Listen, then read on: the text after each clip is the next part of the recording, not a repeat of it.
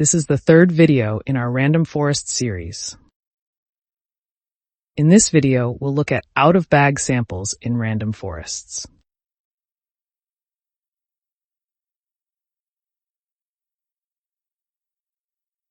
In the previous lecture, we implemented random forest using 3 different approaches.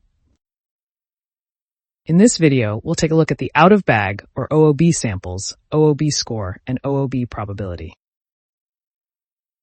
We'll use a simple example to see how OOB samples can be used to evaluate a model.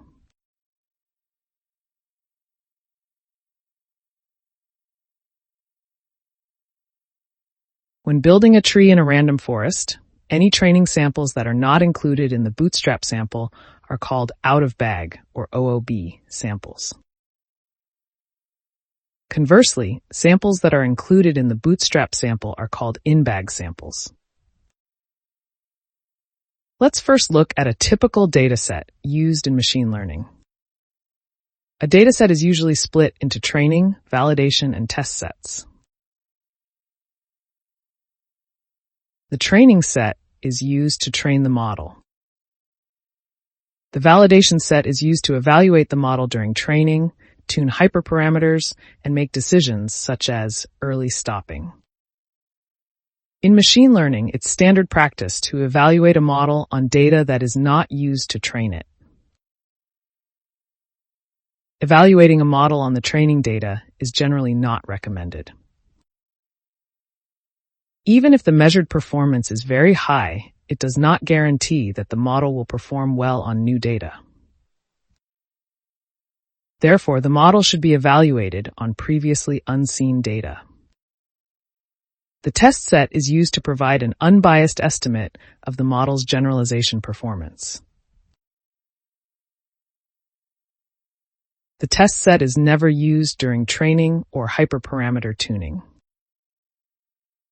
Since the dataset needs to be split into training, validation, and test sets, a sufficiently large dataset is usually required.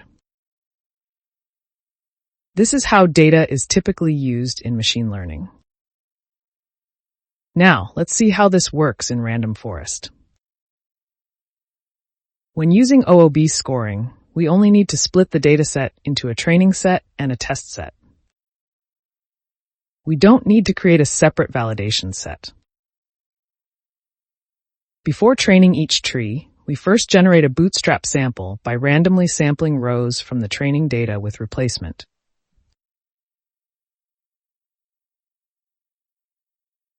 The bootstrap sample is shown as a smaller box in this figure, but it actually contains the same number of samples as the training set.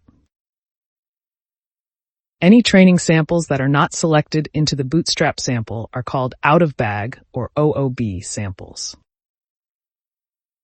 Each tree is then built and trained using its bootstrap sample. Since OOB samples are not used to train the tree, we can use the tree to make predictions for those samples. By collecting these predictions, we can estimate the overall performance of the random forest. For each tree, the OOB samples act like a validation set, allowing us to estimate performance without a separate validation dataset. The performance measured using OOB samples is called the OOB score. To train the second tree, we generate a new bootstrap sample. The OOB samples will be different as well. Repeating this process across many trees gives us the final random forest model. Once training is complete, we use the test set to measure the model's generalization performance. This improves data efficiency because we don't need to set aside a separate validation set. This approach is especially useful when the dataset is small. Since different trees use different OOB samples, we also get a more stable performance estimate, much like in cross-validation. The OOB score can be used to tune hyperparameters such as the maximum tree depth and the number of trees. As we'll see on the next slide, about 36.79% of the training samples become OOB samples for each tree. This is how data is typically used in a random forest.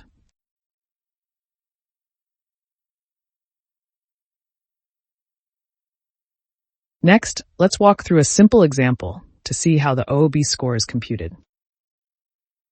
Let's say we have the following training data set. It contains 5 samples and 4 features. Let's assume the following bootstrap samples are selected to build the individual trees. This is the list of in-bag samples for each tree. For example, tree 1 uses samples with IDs 4, 2, and 3. And tree 2 uses samples with IDs 1 and 5.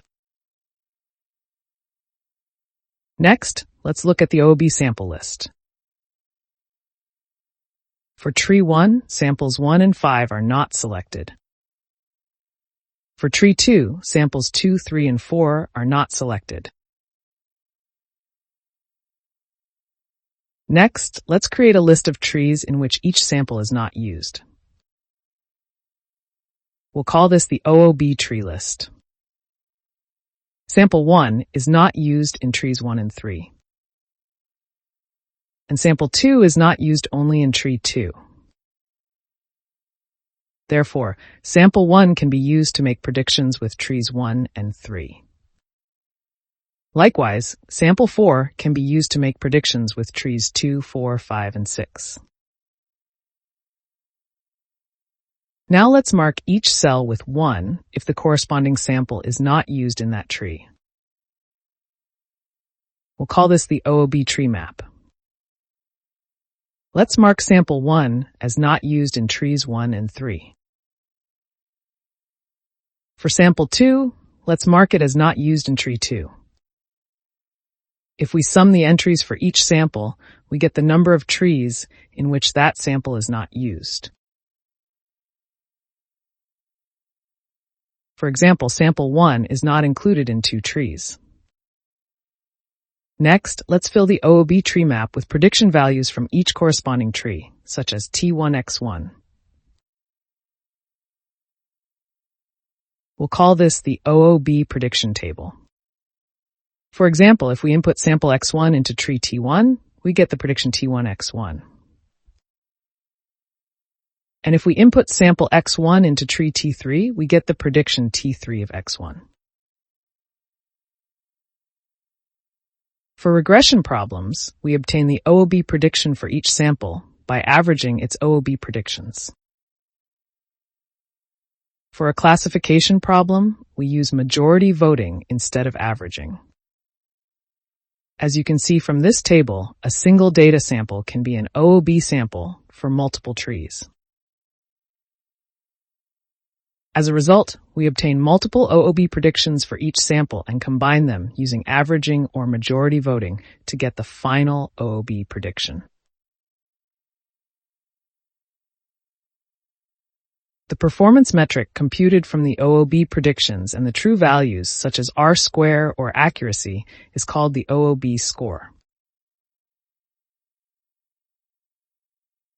We can use the OOB score to evaluate the overall performance of the random forest.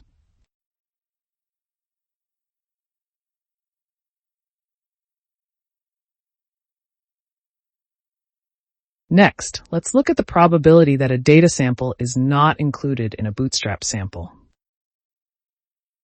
We call this the probability of being out of bag. For simplicity, we will refer to it as the OOB probability. In this table, in the first bootstrap sample, 2 out of the 5 training samples are not selected. So the OOB probability is 2 over 5. In the second bootstrap sample, 3 out of the 5 samples are not selected. So the OOB probability is 3 over 5. Now let's see what this probability converges to as the number of samples gets large. Suppose the training set contains n samples, and each bootstrap sample contains n samples as well. When we draw one sample with replacement, the probability of selecting sample I is 1 over n. Therefore, the probability of not selecting it is 1 minus 1 over n. The probability that sample I is never selected in n draws is then 1 minus 1 over n raised to the power of n. As n becomes very large, this expression converges to a well-known limit, e to the power of negative 1, which is approximately 0.3679. So the probability is about 36.79%. In other words, the theoretical probability that sample I is not selected in a bootstrap sample is 36.79%. In practice, the number of OOB samples varies slightly from tree to tree, but when the training set is large enough, the average approaches 36.79%. This is what we call the OOB probability. Put another way, about 36.79% of the samples become OOB samples for each tree on average, and those samples are used to generate OOB predictions. As a result, we can estimate model performance using OOB samples without setting aside a separate validation dataset.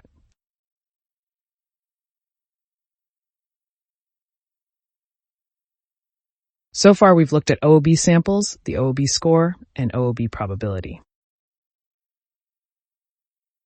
In the next video, we'll implement a random forest model that supports OOB scoring.